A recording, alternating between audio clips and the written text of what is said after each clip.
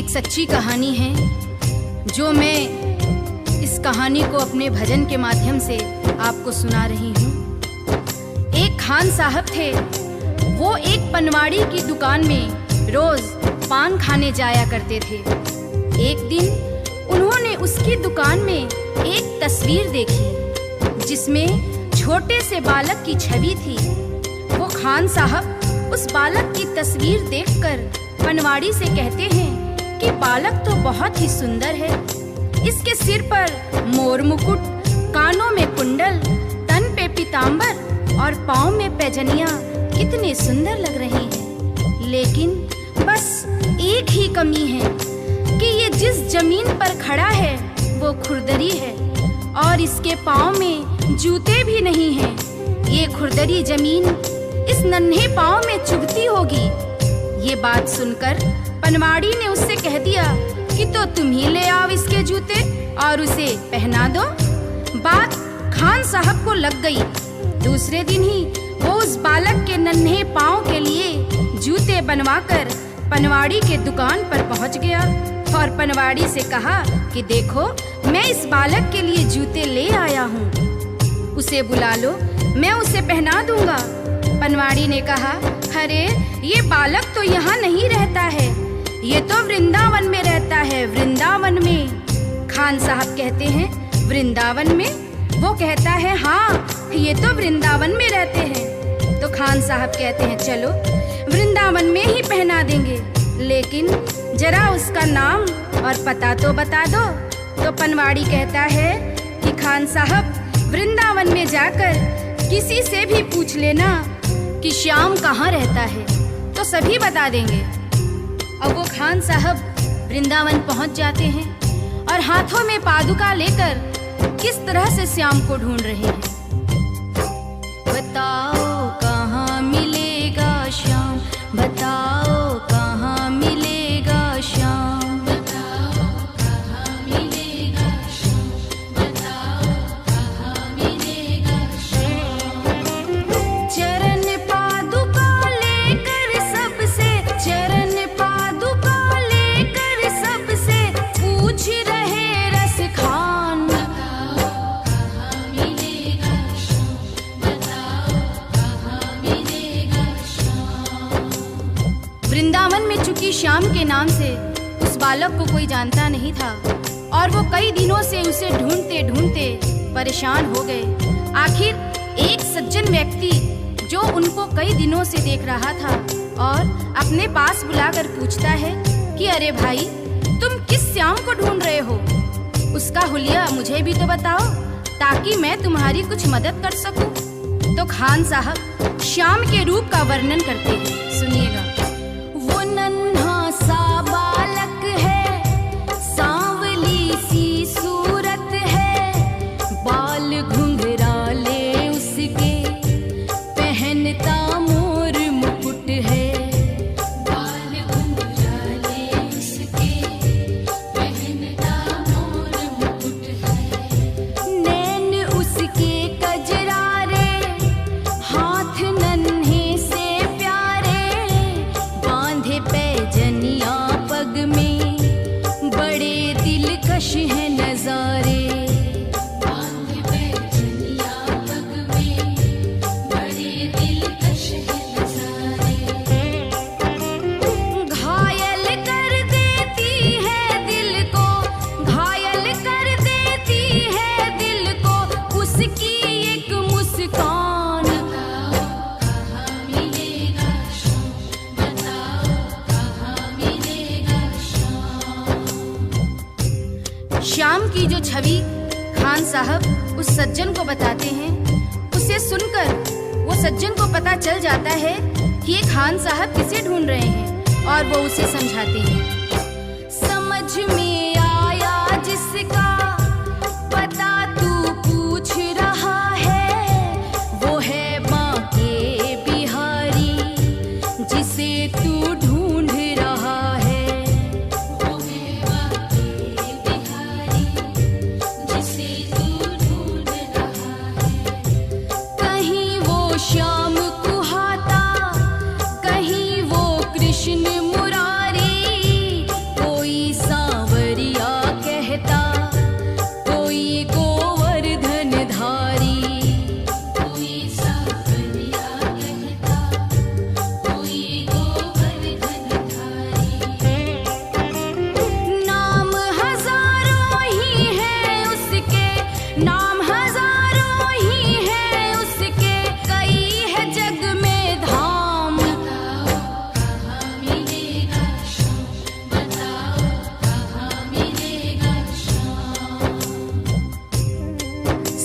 की बातें सुनकर और उससे पता जानकर वो सीधे बांके बिहारी के मंदिर में पहुंच जाते हैं और ज्यों ही मंदिर के अंदर प्रवेश द्वार पर जाने लगते हैं, वहीं खड़ा पुजारी उन्हें मंदिर के अंदर जाने से रोक देता है और कहता है कि तुम अन्य जाति के हो, इसलिए तुम अंदर प्रवेश नहीं कर सकते हो। तो खान साहब उस पुजारी से बहुत मिन्नतें करते हैं, लेकिन वह पुजारी उस खान साहब को आज्ञा नहीं देते हैं और खान साहब को मजबूरीवश क्या करना पड़ता है, सुनिएगा। मुझे ना रोको भाई, मेरी समझो मजबूरी, शाम से मिलने दे दो, बड़ा है काम जरूरी। शाम से मिलने दे दो, बड़ा है काम जरूरी। सीढ़ियों पर मंदिर के डाल कर बैठा डेरा, कभी तो घर से बाहर शाम आएगा मेरा, कभी तो घर से बाहर शाम आएगा मेरा। इंतजार करते करते ही, इंतजार करते करते ही सुबह से हो गई शाम। बताओ कहाँ मिलेगा शाम, बताओ कहाँ मिलेगा शाम।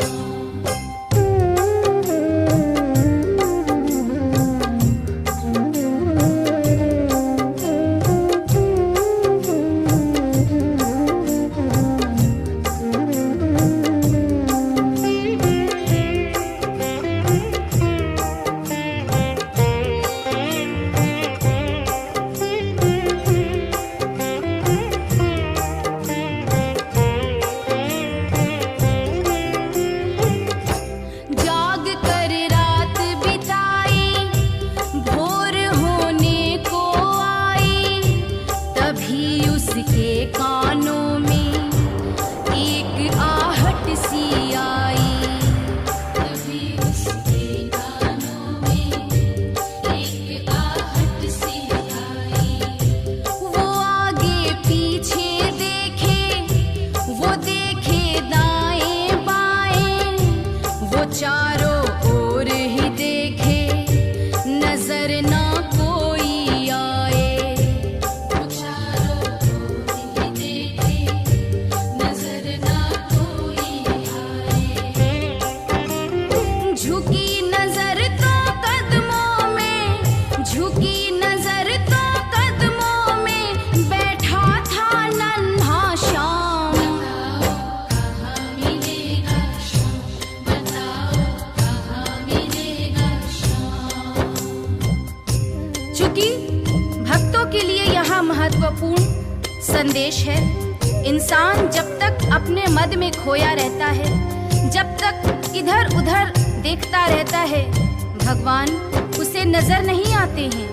जब तक उसका शीश नहीं झुकता है, उस पर भगवान की कृपा नहीं होती है। यहाँ पर जैसे ही खान साहब शीश झुकाकर नीचे की ओर देखते हैं, तो वह बालक नजर आ जाता है और खान साहब खुशी से फूले नहीं समाते हैं और कैसे उस बालक पर अपना प्रेम लुटाते हैं। खुशी से गदगद होकर गोद में उसे उठाया, लगा कर के सीने से बहुत ही प्यार लुटाया, लगा कर के सीने से बहुत ही प्यार लुटाया। पादुका पहनाने को पाँव जैसे ही उठाया, नजारा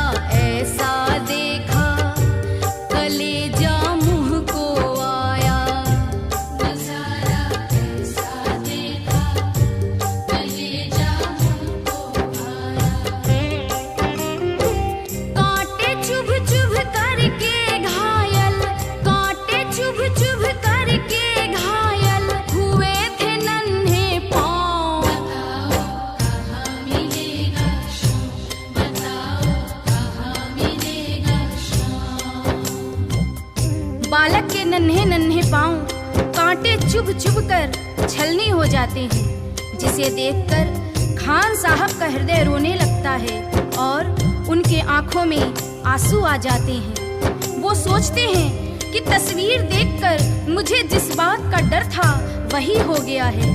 ये खुरदरी जमीन पर चलकर आया है जहां फूलों में कांटे पड़े होंगे, जिससे इसके पांव घायल हो गए हैं। और उस नन्हे बालक से खान साहब रोते रोते कहते हैं, खबर देते तो खुद ही तुम्हारे पास में आता, न पग में छाले पड़ते न चुभता कोई कांटा। अब वो नन्हा बालक उस खान साहब की उंगली पकड़कर मंदिर के अंदर ले जाता है और बांके बिहारी की मूरत की तरफ इशारा करके कहता है कि बोलो खान भाई बोलो, अगर मैं तुम्हें अंदर बुला लेता तो तुम क्या मुझे पहचान पाते? क्या तुमने यही मूरत अपने दिल में मेरे लिए बसाई थी? क्या तुम मुझे पहचान पाते? नहीं पहचान पाते ना? इसलिए ही छवि जैसी तू मेरी बसा के दिल में लाया, उसी ही रूप में तुझसे यहाँ मैं मिलने आया, उसी ही रूप में तुझसे यहाँ मैं मिलने आया।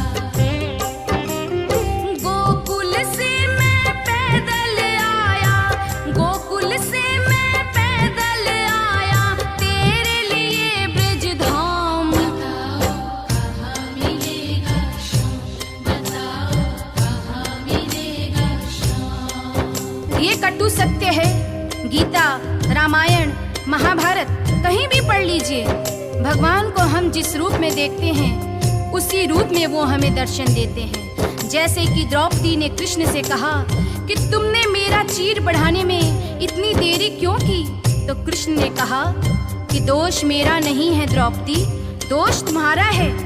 द्रौपदी, मैं तो तुम्हारे पास ही खड़ा था, तुमने पुकारा ही नहीं। तुमने तो द्वारिकाधीश मेरी लाज बचाओ कहकर पुकारा, इसलिए मुझे द्वारका जाना पड़ा और तुम्हारे पास आने में मुझे वक्त लग गया। अगर तुम मुझे भैया कहकर बुलाती तो मैं तो तुम्हारे पास ही खड़ा था द्रौपदी। श्याम की